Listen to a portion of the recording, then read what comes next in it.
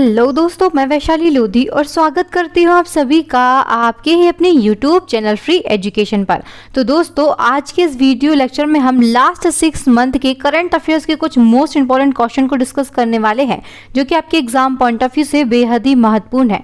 और ऐसे सभी क्वेश्चन जो आपके एग्जाम में पूछे जाने की प्रोबेबिलिटी है, उन सभी को मैंने इस वीडियो लेक्चर में कवर किया है और सभी क्वेश्चन को दोस्तों हम डिस्कस करने वाले हैं डिटेल में विद एक्स्ट्रा फैक्ट के साथ में। तो दोस्तों, वीडियो को बिना स्किप करे हमारे साथ लास्ट तक बने रहिए, ताकि कोई भी इंपॉर्टेंट क्वेश्चन जो है ये आपसे बिल्कुल भी मिस ना हो। तो चलिए दोस्तों, शुरुआत कर लेते हैं हमारे वीडियो लेक्चर की और बढ़ते हैं हमारे फर्स्ट क्वेश्चन की ओर। और यहाँ पर पहला हमारा क्वेश्चन है, औद्योगिक डीकार्बोनाइजेशन शिखर सम्मेलन 2022 का उद्घाटन कहाँ किया गया है? तो ये जो शिखर सम्मेलन है, औद्योगिक डीकार्बोनाइजेशन शिखर सम्मेलन, इसके 2022 का जो संस्करण है, इसका उद्घाटन किया गया है नई दिल्ली में।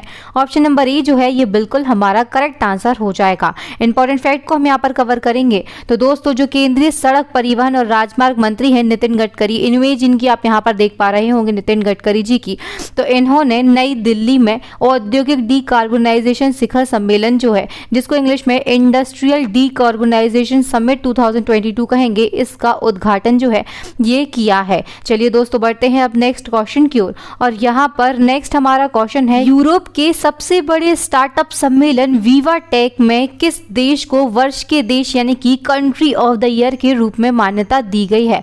तो दोस्तों, यूरोप का सबसे बड़ा स्टार्टअप सम्मेलन जिसका नाम है विवा टेक, इसमें कंट्री ऑफ द ईयर के रूप में मान्यता दी गई है हमारे देश भारत के लिए। ऑप्शन नंबर बी जो है ये बिल्कुल हमारा करेक्ट आंसर हो जाएगा। क्वेश्चन काफी ज्यादा इंपॉर्टेंट है आपके एग्जाम पॉइंट ऑफ व्यू से, और दोस्तों आप जितने चाहें स्टार इस क्वेश्चन में लगा सकते हैं, एग्जाम में पूछे जाने की प्रोबेबिलिटी बहुत ही ज्यादा है। इंपॉर्टेंट फैक्ट को हम कवर करेंगे। तो यूरोप के सबसे बड़े स्टार्टअप सम्मेलन विवा टेक ने भारत को वर्ष के देश यानी कि कंट्री ऑफ द ईयर के रूप में मान्यता दी है, और इस सम्मेलन में भारत की लगभग 65 स्टार्टअप जो हैं ये भाग लेने जा रहे हैं। चलिए दोस्तों, नेक्स्ट क्वेश्चन की ओर बढ़ने से पहले दोस्तों, मैं आप सभी के लिए एक बहुत ही बड़ी गुड न्यूज़ देना चाहती हूँ, और गुड न्यूज़ ये है कि हमारे चैनल की करंट अफेयर्स की अपडेटेड ई बुक जो है ये ई बुक लॉन्च हो चुकी है। अगर आप टॉपिक वाइज करंट अफेयर्स पढ़ना चाहते हैं या फिर डिटेल में करंट अफेयर्स को पढ़ना चाहते हैं, तो आप अभी इस ई बुक को परचेस कर सकते हैं। इस ई बुक में दोस्तों आपको 45 plus topic wise current affairs दिया जा रहा है, प्लस में 1100 डिटेल एमसीक्यू भी दिए जा रहे हैं। तो इस प्रकार टोटल नंबर ऑफ एमसीक्यू जो है ये आपको 5000 दिए जा रहे हैं। 5000 से ज्यादा जो एमसीक्यू है ये आपको एक ही ई बुक में प्रोवाइड किए जा रहे हैं। अभी तक दोस्तों आप किसी भी पब्लिकेशन की बुक उठाकर देख सकते हैं, ऐसा कहीं पर भी नहीं होगा कि आपको 45 से ज्यादा टॉपिक वाइज करंट अफेयर्स एक ही ई बुक में देखने के लिए मिल जाए, या फिर किसी भी पब्लिकेशन की बुक में देखने को मिल जाए। तो इस ई बुक की जो लिंक है ये आपको कहाँ पर मिल जाएगी? तो डिस्क्रिप्शन बॉक्स में आपको इस ई बुक की लिंक मिल जाएगी। और दोस्तों, ये जो ई बुक है मैं गारंटी के साथ कह सकती हूँ आपके एग्जाम के लिए बहुत ही ज़्यादा इंपॉर्टेंट है। आप कितने सारे वीडियोस को देखेंगे तब जाकर आप इतनी सारी नॉलेज को कलेक्ट कर पाएंगे, लेकिन आपको एक ही ई बुक में इतने सारे टॉपिक वाइज करंट अफेयर्स देखने को मिल जाएंगे। इस प्लस में आपको इतने सारे डिटेल एमसीक्यू भी यहाँ पर दिए जा रहे हैं। चलिए दोस्तों, अब बढ़ते हैं हमारे नेक्स्ट क्वेश्चन की ओर। और यहाँ पर नेक्स्ट हमारा क्वेश्चन है, देश की पहली बालिका पंचायत का आयोजन किस राज्य में किया गया? तो दोस्तों, देश की पहली बालिका पंचायत की बात हो रही है, इसका आयोजन किया गया है गुजरात राज्य में। इसी के साथ में ऑप्शन नंबर बी जो है ये बिल्कुल हमारा करेक्ट आंसर हो जाएगा। इस क्वेश्चन से जुड़े हुए इंपॉर्टेंट फैक्ट को हम यहाँ पर कवर करेंगे। तो दोस्तों, गुजरात के कच्छ जिले में कई गांवों में बालिका पंचायत नाम की भारत की पहली बालिका पंचायत जो है इनका आयोजन किया गया है।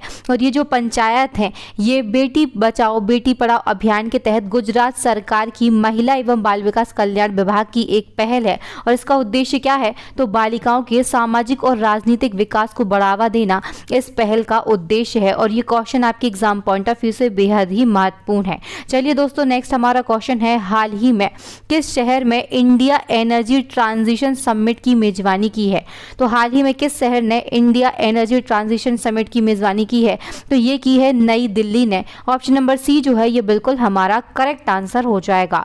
नेक्स्ट हमारा क्वेश्चन है, हाल ही में खबरों में रहा ऑपरेशन फ्रेंडशिप बॉर्डर 2022 किस ब्लॉक से संबंधित है? तो ये जो ऑपरेशन फ्रेंडशिप बॉर्डर 2022 है 2022 है, ये एससीओ से संबंधित है। ऑप्शन नंबर सी जो है ये बिल्कुल हमारा करेक्ट आंसर हो जाएगा। एससीओ आप सभी जानते होंगे, इसका फुल फॉर्म होता है संघाई कॉर्पोरेशन ऑर्गेनाइजेशन। हिंदी में दोस्तों इसको हम संघाई सहयोग संगठन कहते हैं। इससे जुड़े हुए कुछ इंपॉर्टेंट फैक्ट हैं जो कि आपके एग्जाम में पूछे जाते हैं। तो इसकी जो स्थापना है ये 2001 में की गई थी। मुख्यालय जो है ये चीन के बीजिंग में है। और एससीओ के वर्तमान में महासचिव कौन है? तो झांग मिंग जो है ये वर्तमान में एससीओ के महासचिव है। अब हम बात करते हैं एससीओ की स्थायी सदस्य देश की। तो इसमें 9 सदस्य देश हैं। कौन कौन से हैं? तो चीन, रूस, ताजिकिस्तान, कजाकिस्तान, उज्बेकिस्तान, किर्गिस्तान। और दोस्तों इसी के साथ में हमारा देश भारत जो है ये 2017 में इसका 7वां सदस्य देश बना। 8वां सदस्य देश जो है ये पाकिस्तान बना, 2017 में ही बना। और अंतिम सदस्य देश जो है ये सितंबर 2021 में बना, जो कि ईरान देश है। ये जो फैक्ट है ये काफ़ी ज़्यादा इंपॉर्टेंट है आपके एग्जाम पॉइंट ऑफ व्यू से। आपके एग्जाम में अभी जो हाल फिलहाल एग्जाम हुए हैं उनमें क्वेश्चन पूछा गया है कि एससीओ का अंतिम सदस्य यानी कि 9वां सदस्य देश कौन सा बना है। तो वहां पर आपका आंसर होगा ईरान, जो कि सितंबर 2021 में एससीओ का सदस्य देश बना है। चलिए बढ़ते हैं दोस्तों अब नेक्स्ट क्वेश्चन की ओर। और यहाँ पर नेक्स्ट हमारा क्वेश्चन है, हाल ही में किस देश ने अपना सबसे उन्नत विमान वाहक पोत जिसका नाम है फूजियान नाम से लॉन्च किया है? तो ये जो फूजियान विमान वाहक पोत है इसको लॉन्च किया है चीन देश ने। ऑप्शन नंबर बी जो है ये बिल्कुल हमारा करेक्ट आंसर हो जाएगा। चलिए बढ़ते हैं अब नेक्स्ट क्वेश्चन की ओर। और यहाँ पर नेक्स्ट हमारा क्वेश्चन है, अंतर्राष्ट्रीय सौर गठबंधन में शामिल होने वाला 102वां देश कौन सा बना है? तो यहाँ पर अंतर्राष्ट्रीय सौर गठबंधन की बात हो रही है। इसमें शामिल होने वाला 102वां देश जो है दोस्तों इसका नाम है एंटीगुआ और बारबुडा। तो ऑप्शन नंबर सी जो है ये बिल्कुल हमारा करेक्ट आंसर हो जाएगा। इस क्वेश्चन से जुड़े हुए इंपॉर्टेंट फैक्ट को हम यहाँ पर कवर करेंगे। तो आईएसए जो है इसका 101वां सदस्य जो है ये बना था अमेरिका, और वर्तमान में जो 102वां सदस्य है ये बन गया है एंटीगुआ और बारबुडा। अब बात हुई है आईएसए की, तो इसका फुल फॉर्म होता है इंटरनेशनल सोलर अलायंस, जिसको हिंदी में हम अंतरराष्ट्रीय सौर संगठन कहते हैं। इसकी स्थापना 2015 में हुई थी। इसका मुख्यालय जो है यानी कि हेडक्वार्टर की हम यहाँ पर बात कर रहे हैं तो ये हरियाणा के गुरुग्राम में है। क्वेश्चन काफी ज्यादा इंपॉर्टेंट है आपके एग्जाम पॉइंट ऑफ व्यू से। नेक्स्ट हमारा क्वेश्चन है, लता मंगेशकर जी का जन्म कब और कहां पर हुआ था? तो यहाँ पर दोस्तों लता मंगेशकर की बात हो रही है। आप सभी जानते हैं कि ये बहुत ही फेमस पर्सनैलिटी थी और इनका हाल फिलहाल यानी कि फरवरी 2022 में इनका निधन हो गया है। तो इनसे एक क्वेश्चन आपके एग्जाम में पूछा जा सकता है। तो यहाँ पर बात हो रही है क्वेश्चन में कि इनका जन्म कब और कहां पर हुआ था। तो लता मंगेशकर जी का जो जन्म है ये 1929 में इंदौर मध्य प्रदेश में हुआ था। ऑप्शन नंबर बी जो है ये सी के साथ में बिल्कुल हमारा करेक्ट आंसर हो जाएगा। अब बात हुई है लता मंगेशकर की, तो इनसे जुड़े हुए इंपॉर्टेंट फैक्ट जो कि आपके एग्जाम पॉइंट ऑफ व्यू से बेहद ही महत्वपूर्ण है उन सभी को हम यहाँ पर डिस्कस करेंगे। तो प्रसिद्ध गायिका लता मंगेशकर जो है ये 6 फरवरी 2022 को मुंबई में 92 वर्ष की आयु में इनका निधन हो गया है। और जो लता मंगेशकर है इनका जन्म कब हुआ था? तो 28 सितंबर 1929 को मध्य प्रदेश के इंदौर में इनका जन्म हुआ था। इनको 2001 में भारत रत्न दिया गया, 1969 में इनको पद्म भूषण, 1989 में इनको दादा साहब फाल्के पुरस्कार से, 1999 में पद्म विभूषण से, 2001 में महाराष्ट्र भूषण अवार्ड से इनको सम्मानित किया गया है। इनसे भी क्वेश्चन आपके एग्जाम में पूछे जा सकते हैं कि इनको ये जो अवार्ड है किसी भी अवार्ड का नाम दे दिया जाएगा और इससे कब सम्मानित किया गया था। इस तरीके के क्वेश्चन आपके एग्जाम में पूछे जाते हैं। अब हम बात कर लेते हैं लता मंगेशकर के उपनाम की। तो इनको बहुत से उपनामों से पुकारा जाता था, जैसे कि भारत की स्वर कोकिला, राष्ट्र की आवाज, बॉलीवुड की नाइटिंगेल, स्वर साम्राज्ञी, सहराब्दी की आवाज। इस तरीके के कुछ बहुत से फेमस उपनाम थे जिनसे लता मंगेशकर जी को पुकारा जाता था। ये भी आपके एग्जाम पॉइंट ऑफ व्यू से बेहद ही महत्वपूर्ण है, इनको भी आप याद रखिएगा। चाहे तो दोस्तों वीडियो को पॉज करके इन सभी को आप नोट डाउन कर सकते हैं या फिर मेरे साथ ही इन सभी को आप याद करते चलिए। नेक्स्ट हमारा क्वेश्चन है, रक्षा मंत्री के नवीनतम आदेश के अनुसार अग्निपथ योजना के तहत भर्ती के लिए नई आयु सीमा क्या है? तो ये जो योजना है इससे ही आप समझ गए होंगे कि क्वेश्चन काफी ज्यादा इंपॉर्टेंट है आपके एग्जाम पॉइंट ऑफ व्यू से। हमारे देश के वर्तमान में रक्षा मंत्री कौन है? तो ये राजनाथ सिंह है और इन्होंने एक नवीनतम आदेश जारी किया है जिसके अनुसार अग्निपथ योजना के तहत जो भर्ती की आयु सीमा है ये 23 वर्ष कर दी गई है। ऑप्शन नंबर बी जो है ये बिल्कुल हमारा करेक्ट आंसर हो जाएगा। अब बात करते हैं अग्निपथ योजना की। ये योजना क्या है? तो जो अग्निपथ योजना है इसके तहत जो 17.5 से लेकर 21 साल तक के लोग हैं पहले ऐसा केंद्र सरकार की गाइडलाइन में जारी किया गया था कि 17.5 से लेकर, यानी कि जो 17 साल 6 माह के हो चुके हैं उनसे लेकर 21 साल तक के जो लोग हैं वो तीनों सेनाओं में अपनी जो सेवा है ये 4 साल के लिए प्रदान कर सकेंगे, यानी कि 4 साल के लिए इनको मिलिट्री की ज्वाइनिंग जो है ये दी जाएगी। इसी के बाद दोस्तों अभी नवीनतम जो आदेश जारी हुआ है उसके अनुसार जो रक्षा मंत्री हैं इन्होंने आयु सीमा को बढ़ाकर 23 वर्ष कर दिया है। ये क्वेश्चन इंपॉर्टेंट है और फैक्ट भी काफी ज्यादा इंपॉर्टेंट है आपके एग्जाम पॉइंट ऑफ व्यू से। चलिए दोस्तों बढ़ते हैं अब नेक्स्ट क्वेश्चन की ओर, और यहाँ पर नेक्स्ट हमारा क्वेश्चन है, अंतर्राष्ट्रीय श्रम सम्मेलन 2022 के 110वें संस्करण का आयोजन कहाँ हुआ है? तो जो अंतर्राष्ट्रीय श्रम सम्मेलन 2022 में हुआ है इस वर्ष इसका 110वां संस्करण था और इसका जो आयोजन है ये स्विट्जरलैंड के जेनेवा में किया गया। ऑप्शन नंबर सी जो है ये सी के साथ में बिल्कुल हमारा करेक्ट आंसर हो जाएगा। चलिए दोस्तों बढ़ते हैं अब नेक्स्ट क्वेश्चन की ओर, और यहाँ पर नेक्स्ट हमारा क्वेश्चन है, किस क्रिकेट टीम ने एक दिवसीय अंतर्राष्ट्रीय मैच में 498 के स्कोर के साथ विश्व रिकॉर्ड यानी कि वर्ल्ड रिकॉर्ड बनाया है? तो दोस्तों अभी हाल ही में जो इंग्लैंड की टीम है इसने एक दिवसीय यानी कि वनडे इंटरनेशनल मैच में 498 का स्कोर किया है और इसी के साथ में ये एक वर्ल्ड रिकॉर्ड बन गया है। तो ये क्वेश्चन काफी ज्यादा इंपॉर्टेंट बन जाता है आपके एग्जाम पॉइंट ऑफ व्यू से। नेक्स्ट हमारा क्वेश्चन है, हाल ही में सीडीएस बिपिन रावत का निधन हुआ है, इनका जन्म किस राज्य में हुआ था? तो दोस्तों इस तरीके के जो क्वेश्चन होते हैं ये कंफ्यूजिंग होते हैं। यहाँ पर निधन की बात हो रही है लेकिन जन्म पूछा जा रहा है कि जन्म इनका किस राज्य में हुआ था। तो सीडीएस जनरल बिपिन रावत जो है ये बहुत ही फेमस पर्सनैलिटी थे, ये हमारे देश के पहले यानी कि प्रथम सीडीएस थे और इनका जो निधन है हाल फिलहाल में ही हुआ है। लेकिन हम यहाँ पर इस क्वेश्चन में इनके जन्म की बात कर रहे हैं, तो इनका जो जन्म है ये उत्तराखंड में हुआ था। ऑप्शन नंबर सी जो है ये बिल्कुल हमारा करेक्ट आंसर हो जाएगा। इस क्वेश्चन से जुड़े हुए सभी इंपॉर्टेंट फैक्ट को हम यहाँ पर कवर करेंगे। तो सीडीएस यानी कि चीफ ऑफ डिफेंस स्टाफ कहा जाता है, जनरल विपिन रावत थे पहले थे और उनकी पत्नी मधुलिका रावत का दोस्तों 8 दिसंबर 2021 को तमिलनाडु के कुन्नूर में हेलीकॉप्टर क्रैश दुर्घटना में बेहद ही दुखद घटना थी और उसमें इनका निधन हो गया। दोस्तों इनका जो जन्म है ये उत्तराखंड के पौड़ी गढ़वाल में हुआ था। दिसंबर 2016 से दिसंबर 2019 तक ये थल सेना प्रमुख भी रहे हैं 26वें नंबर के, और दोस्तों 31 दिसंबर 2019 को इनको देश का पहला सीडीएस नियुक्त किया गया था। ये जो क्वेश्चन है ये स्टैटिक जीके का क्वेश्चन बन जाता है कि हमारे देश के पहले सीडीएस कौन नियुक्त किए गए थे, तो ये थे जनरल विपिन रावत। चलिए दोस्तों बढ़ते हैं अब नेक्स्ट क्वेश्चन की ओर, और यहाँ पर नेक्स्ट हमारा क्वेश्चन है, हाल ही में पीएम मोदी ने इन स्पेस का उद्घाटन किस शहर में किया है? तो आई एन स्पेस या फिर इन स्पेस को इसको कहेंगे, तो इसका जो उद्घाटन है पीएम मोदी जी के द्वारा अहमदाबाद में किया गया। ऑप्शन नंबर सी जो है ये बिल्कुल हमारा करेक्ट आंसर हो जाएगा।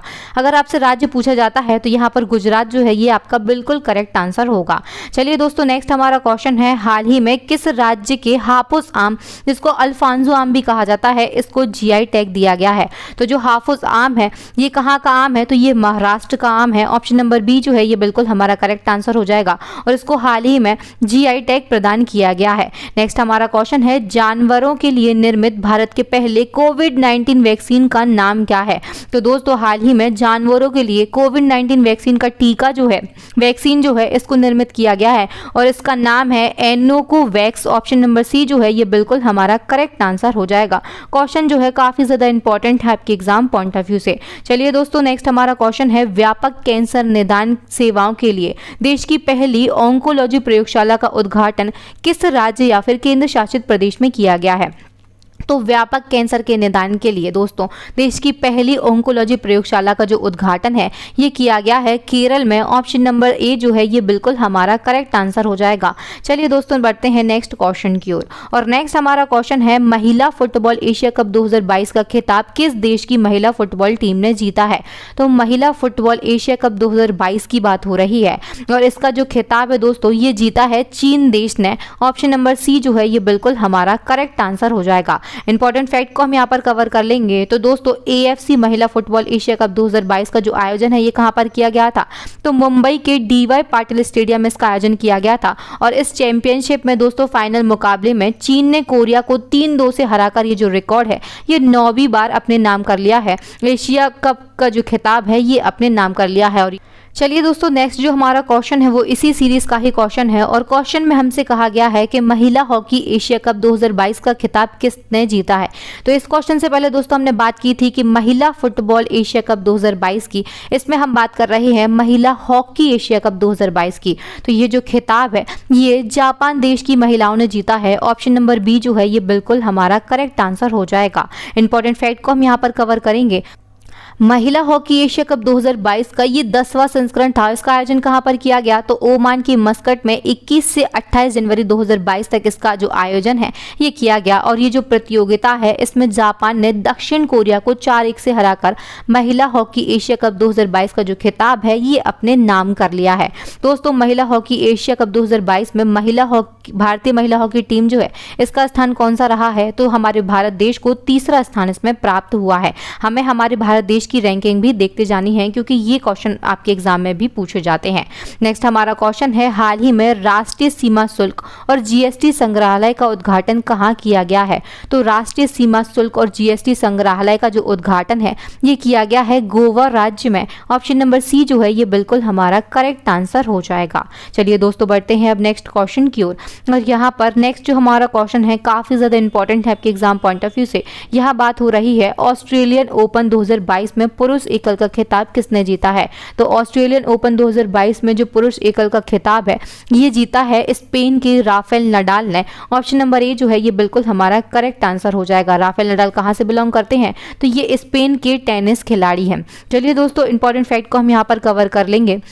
तो जो राफेल नडाल है ये स्पेन के टेनिस खिलाड़ी हैं और इन्होंने डेनियल मेदवेदेव जो कि रूस के टेनिस खिलाड़ी हैं इनको हराकर ऑस्ट्रेलियन ओपन 2022 में पुरुष एकल का खिताब जीता है। कभी कभी उप विजेता भी पूछ लिए जाते हैं, तो आप याद रखिएगा डेनियल मेदवेदेव जो हैं वो इस प्रतियोगिता में उप विजेता रहे हैं। अब बात करते हैं ऑस्ट्रेलियन ओपन 2022 में महिला एकल का खिताब किसने जीता है। तो ये जीता है एशले बार्टी ने, जो कि ऑस्ट्रेलिया से ही बिलोंग करती हैं। ये क्वेश्चन भी आपके एग्जाम पॉइंट ऑफ व्यू से फैक्ट जो है काफी ज्यादा महत्वपूर्ण है। नेक्स्ट हमारा क्वेश्चन है, भारत के नए कृषि एवं किसान कल्याण मंत्री बने हैं। तो भारत के नए कृषि एवं किसान कल्याण मंत्री हैं Narendra Singh Tomar. Option number A जो है ये बिल्कुल हमारा करेक्ट आंसर हो जाएगा। यहाँ पर कुछ और इंपॉर्टेंट मंत्रिमंडल को हम देख लेते हैं, कुछ इंपॉर्टेंट मंत्रियों को देख लेते हैं।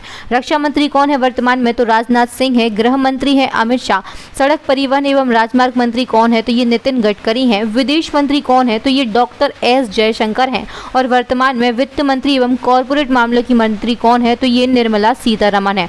दोस्तों, इस पर टॉपिक पर सर ने एक इंपॉर्टेंट वीडियो बनाया था, एक डेडिकेटेड वीडियो बनाया था। अगर आप सभी ने उस वीडियो को नहीं देखा है तो मोदी मंत्रिमंडल का जो वीडियो है उसकी जो लिंक है ये आपको प्लेलिस्ट में मिल जाएगी टॉपिक वाइज करंट अफेयर की, तो उसको जाकर आप अभी देख सकते हैं। चलिए दोस्तों, बढ़ते हैं नेक्स्ट क्वेश्चन की ओर। और यहाँ पर नेक्स्ट हमारा क्वेश्चन है, हाल ही में सशस्त्र सीमा बल यानी कि एसएसबी के नए महानिदेशक के रूप में किसे नियुक्त किया गया। तो एसएसबी के नए महानिदेशक यानी डीजी की बात हो रही है, तो ये नियुक्त हुए हैं एसएल थाउसिन। ऑप्शन नंबर ए जो है ये बिल्कुल हमारा करेक्ट आंसर हो जाएगा।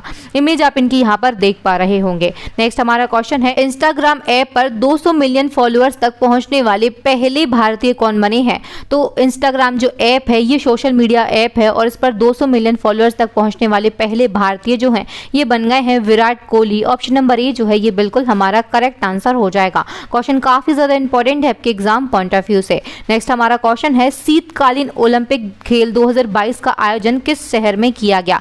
तो दोस्तों, यहाँ पर विंटर ओलंपिक गेम जो हुए थे 2022 के, इनके आयोजन की बात हो रही है। तो ये हुए थे चीन के बीजिंग में। ऑप्शन नंबर बी जो है ये बिल्कुल हमारा करेक्ट आंसर हो जाएगा। इंपॉर्टेंट फैक्ट को हम यहाँ पर कवर करेंगे। तो इस वर्ष कौन सा संस्करण था, तो 24वां यानी 24th एडिशन था। और इसका आयोजन कहाँ पर हुआ, तो दोस्तों चीन के बीजिंग में इसका जो आयोजन है ये 4 फरवरी से लेकर 20 फरवरी 2022 तक किया गया था। इस प्रतियोगिता में टॉप पर कौन सा देश रहा, तो नॉर्वे देश जो है ये 37 पदक के साथ में सबसे शीर्ष स्थान इसने प्राप्त किया।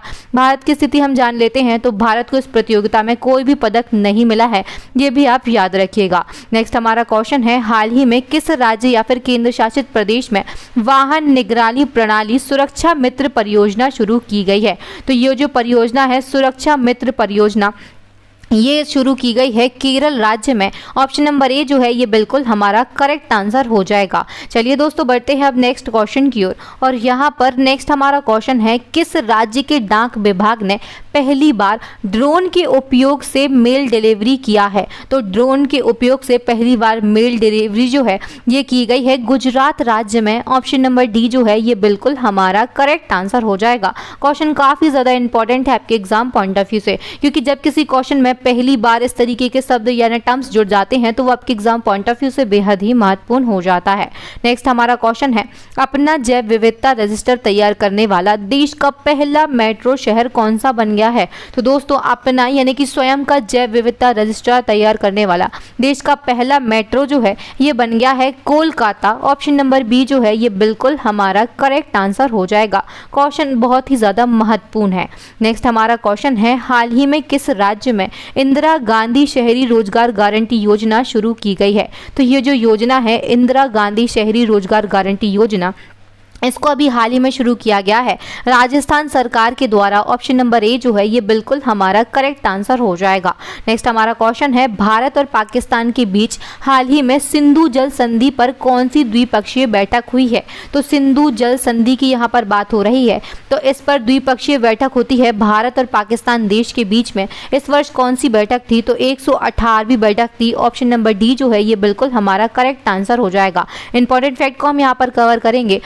भारत और पाकिस्तान के बीच हाल ही में सिंधु जल संधि पर 118वीं द्विपक्षीय बैठक हुई है, और ये जो सिंधु जल संधि है IWT 1960 के तहत वार्षिक रूप से इसका आयोजन जो है ये किया जाता है। नेक्स्ट हमारा क्वेश्चन है, लीजेंड लीग क्रिकेट LLC जिसको हम कहते हैं, इसने किस महिला क्रिकेटर को अपना नया ब्रांड एम्बेसडर नियुक्त किया है? तो लीजेंड लीग क्रिकेट ने अपना नया ब्रांड एम्बेसडर जो है ये बनाया है झूलन गोस्वामी के लिए। ऑप्शन नंबर बी जो है ये बिल्कुल हमारा करेक्ट आंसर हो जाएगा।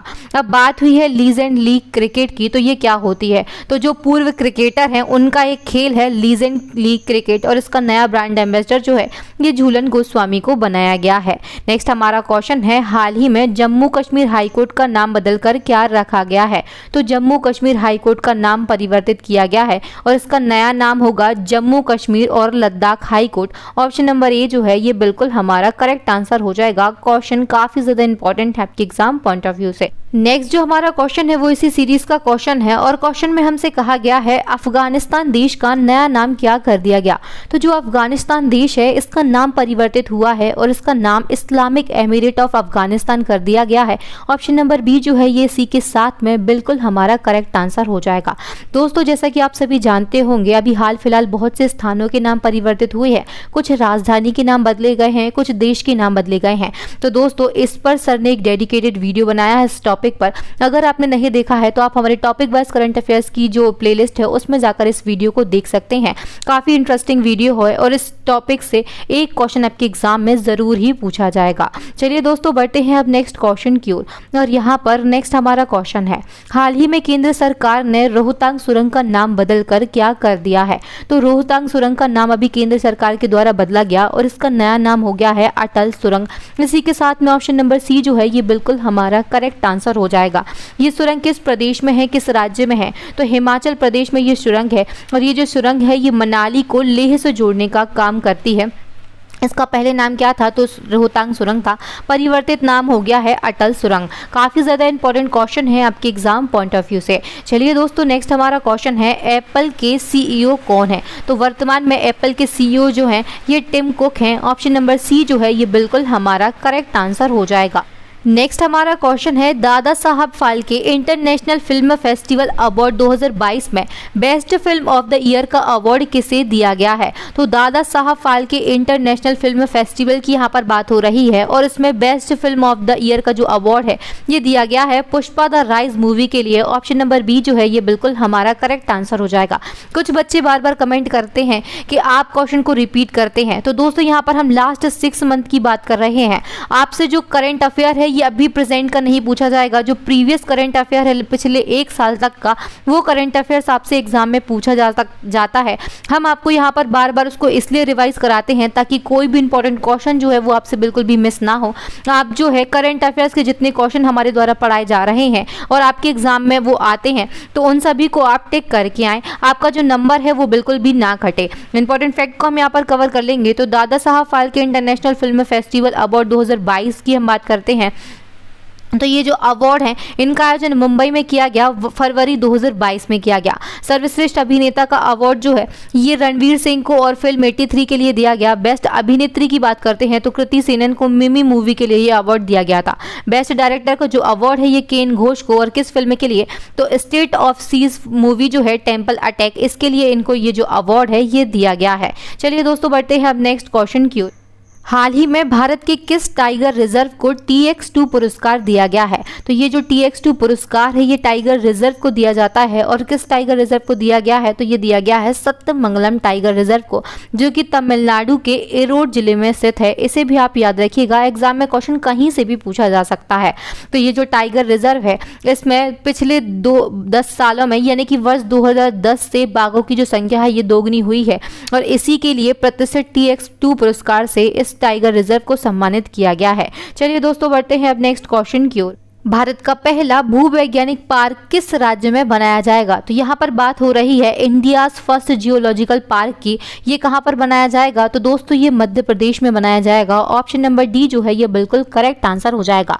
अगर आपसे जिले का नाम पूछा जाता है तो मध्य प्रदेश के जबलपुर जिले में ये जो पार्क है ये बनाया जा रहा है, इसको भी आप याद रखेंगे। चलिए दोस्तों बढ़ते हैं अब नेक्स्ट क्वेश्चन की ओर, और यहाँ पर नेक्स्ट हमारा क्वेश्चन है, हाल ही में 2022 में सार्क सम्मेलन की कौन सी संस्करण का आयोजन किया जाएगा? तो सार्क सम्मेलन का 2022 में जो संस्करण है ये 20वां संस्करण है। ऑप्शन नंबर बी जो है ये बिल्कुल हमारा करेक्ट आंसर हो जाएगा।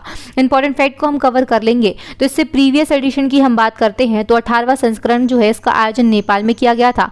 19वां संस्करण जो होना था ये रद्द हो गया था कोविड-19 यानी कोरोना वायरस की वजह से, और 20वां संस्करण का जो आयोजन है ये पाकिस्तान में किया जाएगा। बात हुई है सार्क की, तो इसका फुल फॉर्म होता है south Asian association for regional cooperation. Hindi में इसको हम कहते हैं दक्षिण एशियाई क्षेत्रीय सहयोग संगठन।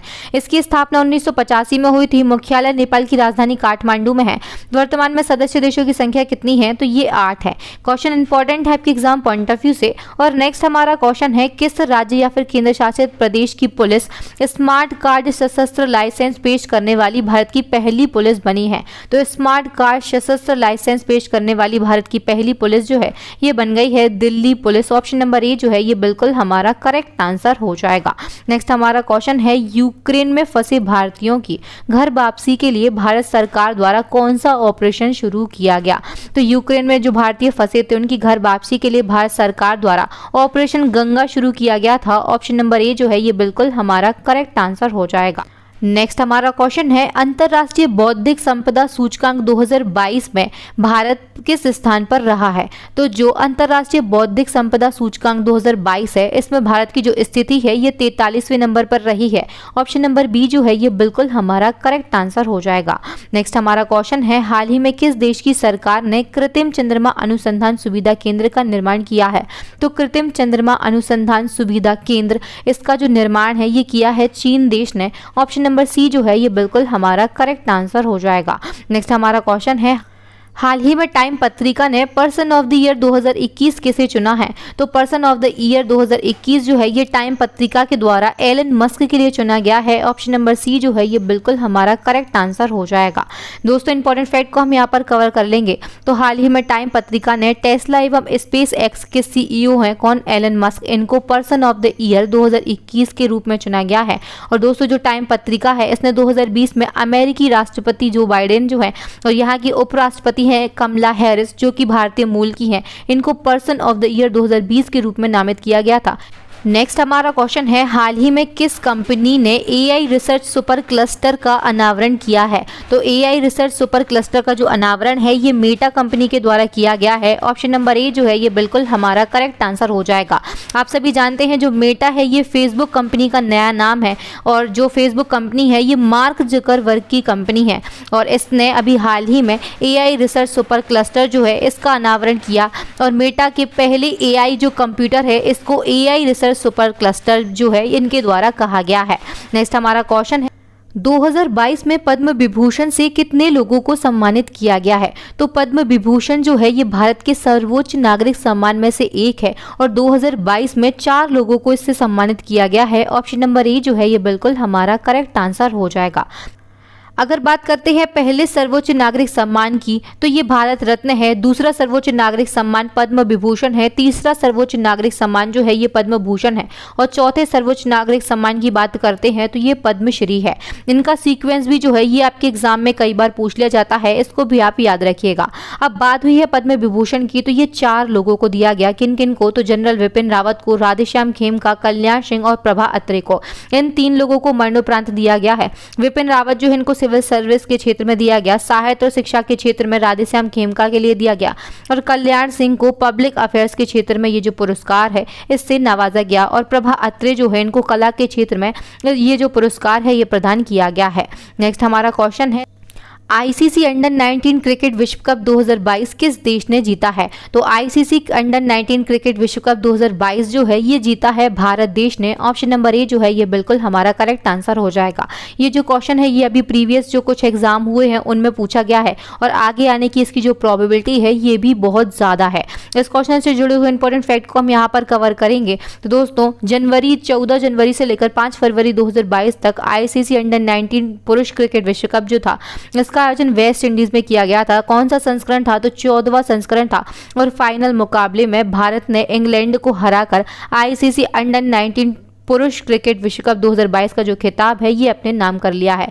विजेता भारत है, उप विजेता कौन सी टीम रही है? तो ये इंग्लैंड रही है। और दोस्तों जो भारत है ये अब तक 5 बार आईसीसी अंडर 19 क्रिकेट विश्व कप का जो खिताब है ये अपने नाम कर चुका है।